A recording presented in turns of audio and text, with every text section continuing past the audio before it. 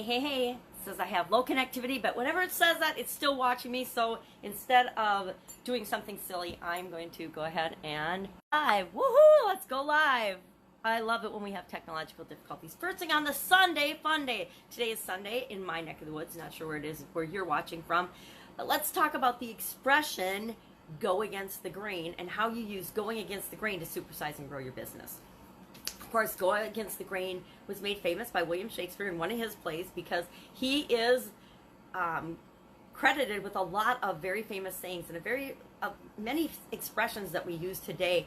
And if we're still using them today after he wrote his plays, that means they have affected millions of people, right? If we're still using these expressions, that is so powerful. You know, we talk about things that have influence, but we look back at things that are still influencing us today, and the power of that influence has spanned hundreds of years in many instances. And those are the things we really want to be paying attention to. Yep, we can pay attention to people who are becoming influencers now, but it's more important that we know what's going on in human behavior when it comes to building and growing our businesses. So go against the grain. What did William Shakespeare mean when he used that in one of his plays? Well, if we think of a tree growing, a tree grows up in one direction. We take the wood off that tree, we saw it down, we cut the wood. If we go against the grain, meaning against the direction that that tree is growing, it's really, really hard to saw a board that way. Have you ever tried to do that? I know as a kid I tried to saw boards. I know as a grown-up I've tried to saw boards. Now we use like electric tools and saws, which makes cutting anything really easy, and you can just cut it straight, but you're not going against the grain, you're actually going perpendicular to the grain or with the grain. When you're sanding something, I did a lot of sanding when we built our house in the first place. I sanded all the trim. You don't go against the grain to sand, you go with the grain to sand. And when you do that, everything goes more quickly, more easily, more smoothly. However, when it comes to building our businesses, we want to, number one, be who we are, be authentic, be who we are in our personal lives and in our business. And what will happen, it's human nature, we will repel a whole lot of people. Because guess what? Everybody isn't going to love you.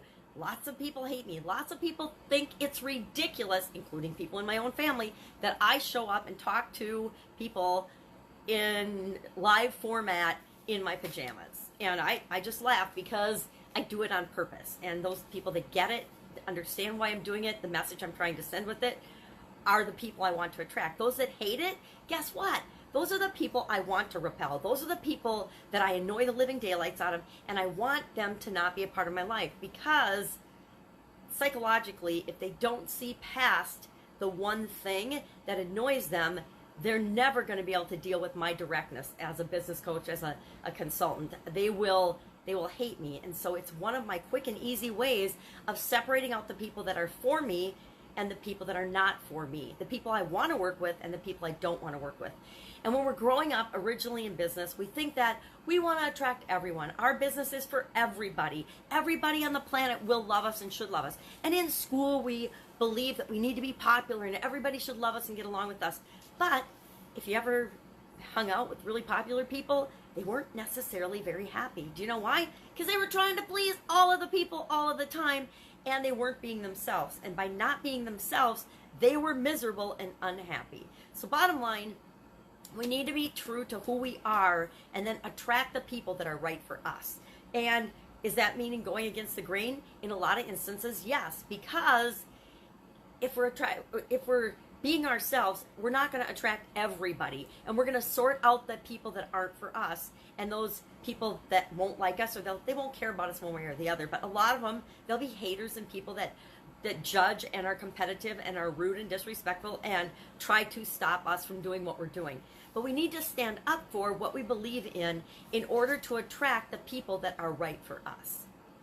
That's why you see some business owners being polar, using polarity to separate out the people that they want. One of my acquaintances, Stephen J. Larson, is an online marketer, and he calls himself the capitalist pig. Now, calling yourself the capitalist pig and calling your followers capitalist pigs is extremely polarizing. He stands up for Donald Trump, which is extremely polarizing. If you pick a political side, it's extremely polarizing to your audience. But he does it intentionally, and I do it intentionally in my life and in my businesses and in my work, not with politics, not with religion, because I think those are inappropriate ways to segment your market, but that's just my opinion and my belief.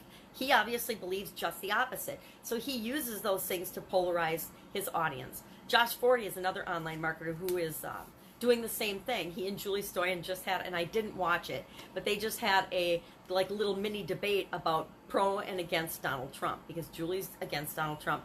Josh is for Donald Trump. And that is very polarizing. He said he lost like 187 Instagram followers within a couple of hours or minutes of posting that he was going to be doing this with Julie. But their point was to show people that we can have opposing views and still get along, still be respectful, and still understand other people's point of view. Doesn't mean we have to agree with it, but we can listen to it. And I mean, we want everybody to listen to us. Why would we not listen to them? So going against the grain is it's essential if you really want to supersize and grow your business. If you are trying to serve everybody, you will be in a competitive race to the bottom on price in your business. And that is the quickest way to kill your business. And instead of supersizing it, find yourself out on the street wondering what the hell happened. So go against the grain. Stand up for what you believe in. Let people know what you believe in. And always side with those people that you attract that are your customers. Stand up for and support them, champion them, and watch how fast you grow and supersize your business.